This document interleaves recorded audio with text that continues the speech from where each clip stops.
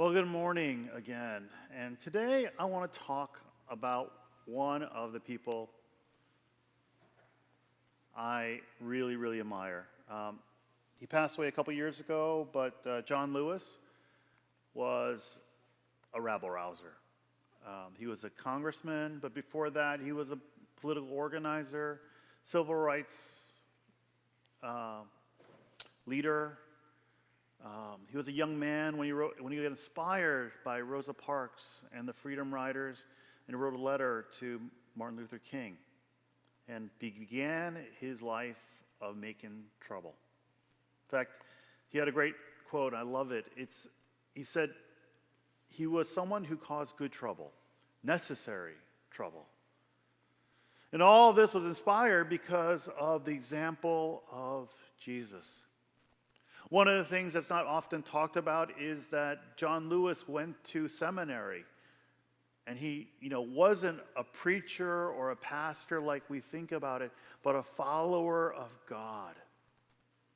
Because he understood that God calls on us, that Jesus requires of us to make good trouble, necessary trouble.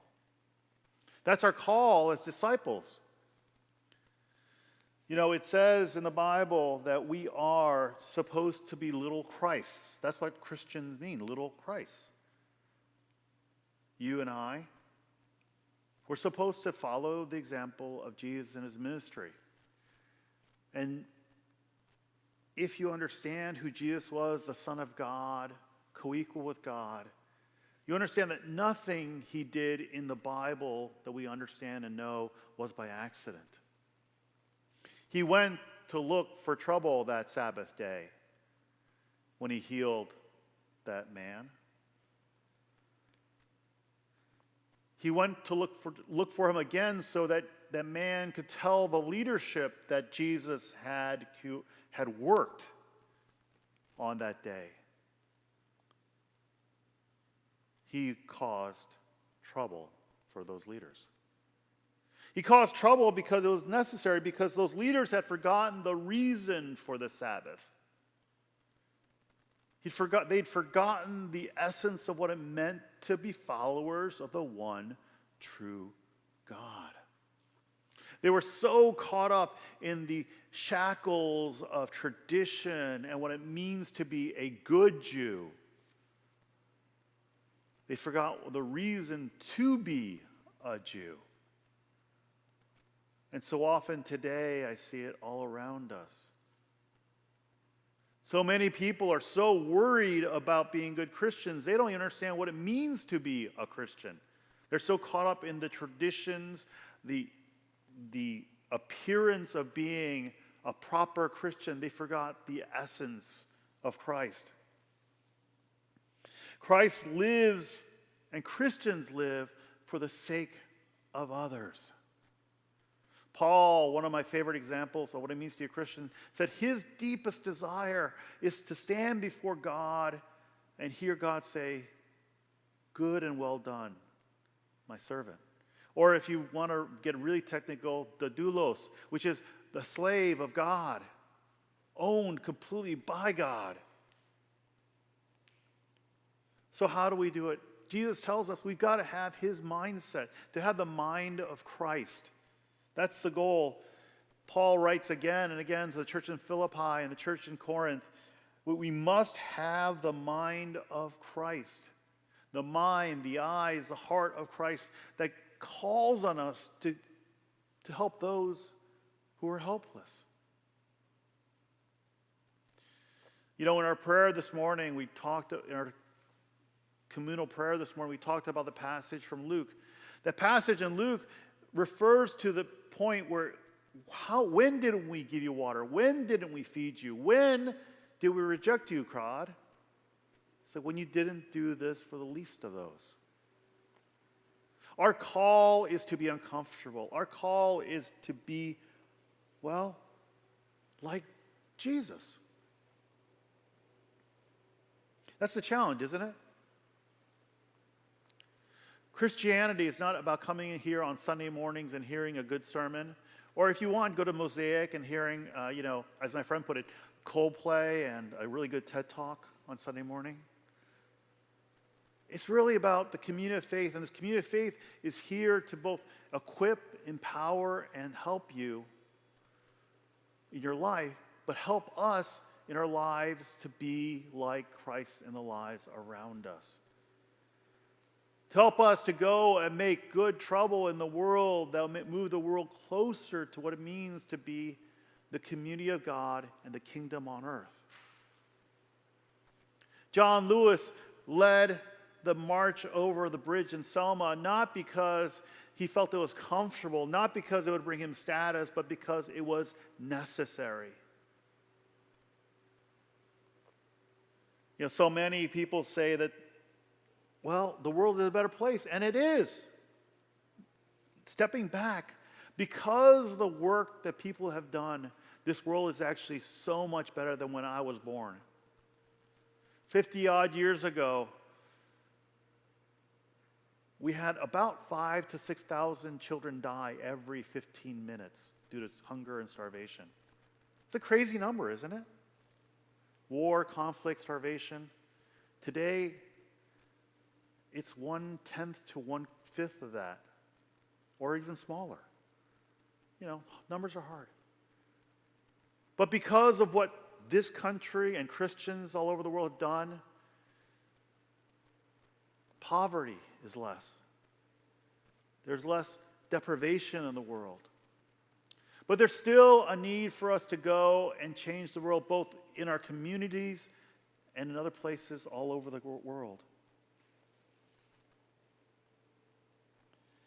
The challenge for us to be like Jews is choosing to give up our position, our comfort, our privilege, and using what we've been given, that power, that privilege, those resources, to bless others, not just ourselves. The church is not about actualizing you to the best you can be. It's actualizing you to be the best that you can be for the world around us. And in that work, becoming even better. The people I admire the most became those people that I admire the most because of their work for others, because of the inspiration, the work, the dedication.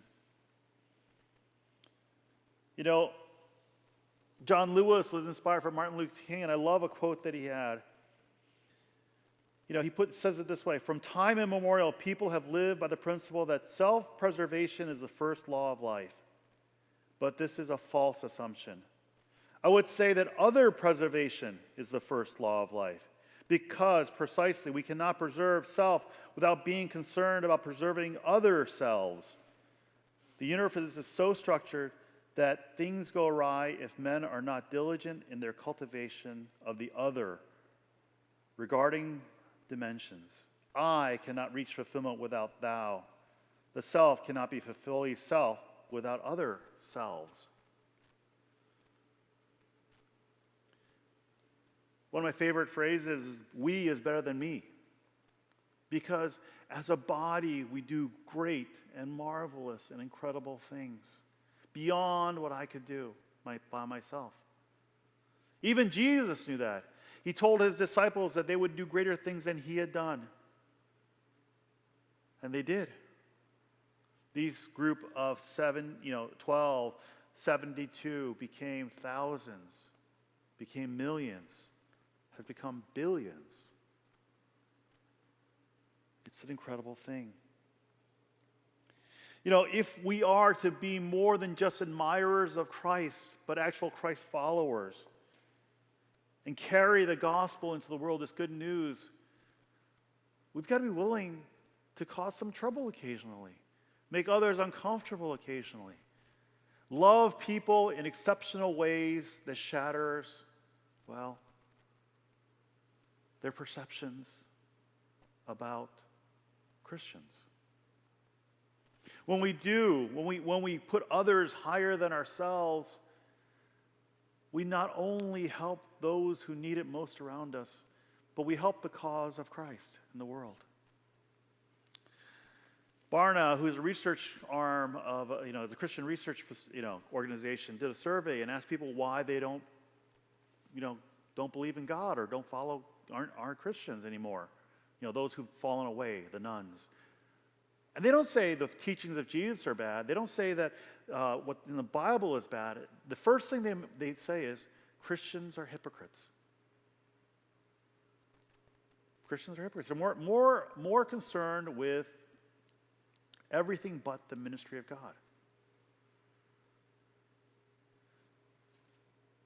So how do we change that? We don't change them by providing facts that Christians do all these good things. No. We change it by showing them that, that those Christians in their lives are different from what we expect. That Marguerite, Eric, that Mike, that Cliff and Ann, Christians are hypocrites except for Cliff and Betsy and Mark, who are involved in their lives. And then they come to the point that, there's some Christians who are really nice people, but the others are hypocrites. But these guys are nice people and know what they're doing. And it slowly transforms understanding. I still remember one of the folks that I had a hand in helping lead to God. And I say I was probably one of 1,000 who in some way helped my friend Jack come to God. And my little contribution was to invite him to do some work for Habitat for Humanity. We went and ended up working with a bunch of other Christians building this house for a family that needed it desperately. And he liked coming out with us on Saturdays once a month to build on this house and get to know the guys and the gals and just hanging out and barbecuing afterwards. And it was about doing good and making some trouble. To the point where he found that faith isn't about, clothes or music or anything else, but it's about work in action. It's about standing against the things that are wrong in our system and becoming even more inextricably connected to God.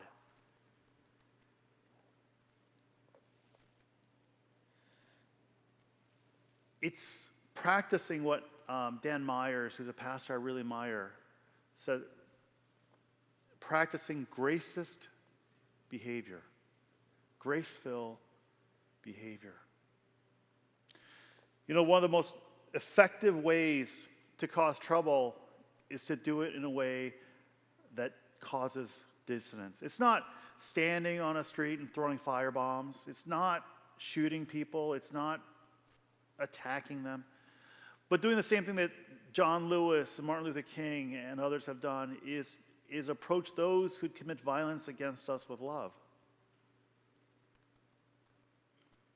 It's a radical thing to love your enemy. It's the necessary trouble you have. One of the most effective things about that march in Birmingham wasn't the fact that they were marching. It's the way they reacted to the violence inflicted upon them. They responded in love. Christ didn't stand before the Sanhedrin, the council of the temple, and say, "You guys are so wrong." Instead, he went and healed someone. He did something deliberately, quote, wrong that was so right.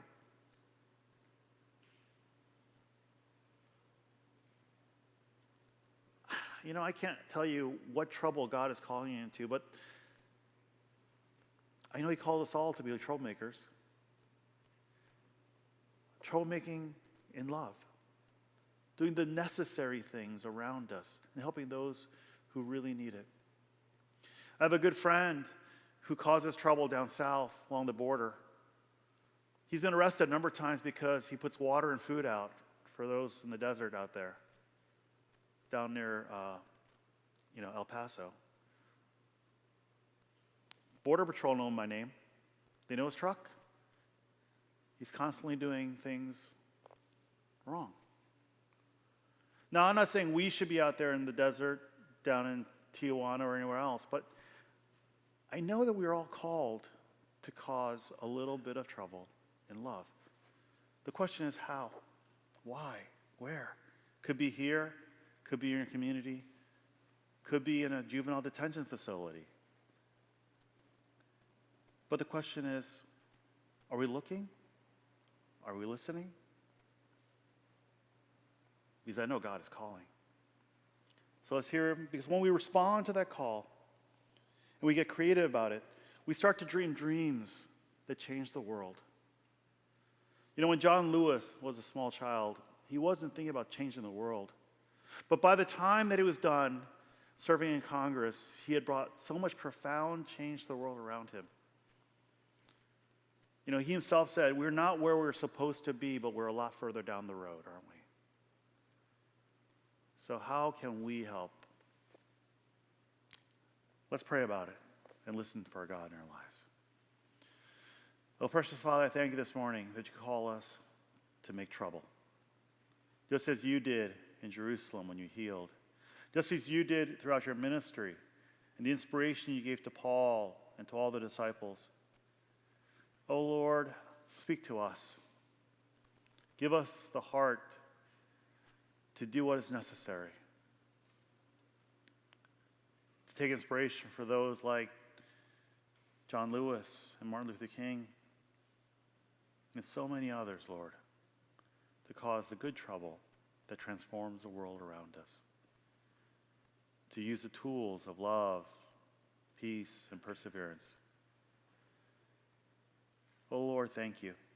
And thank you for the gift of your Son. Amen.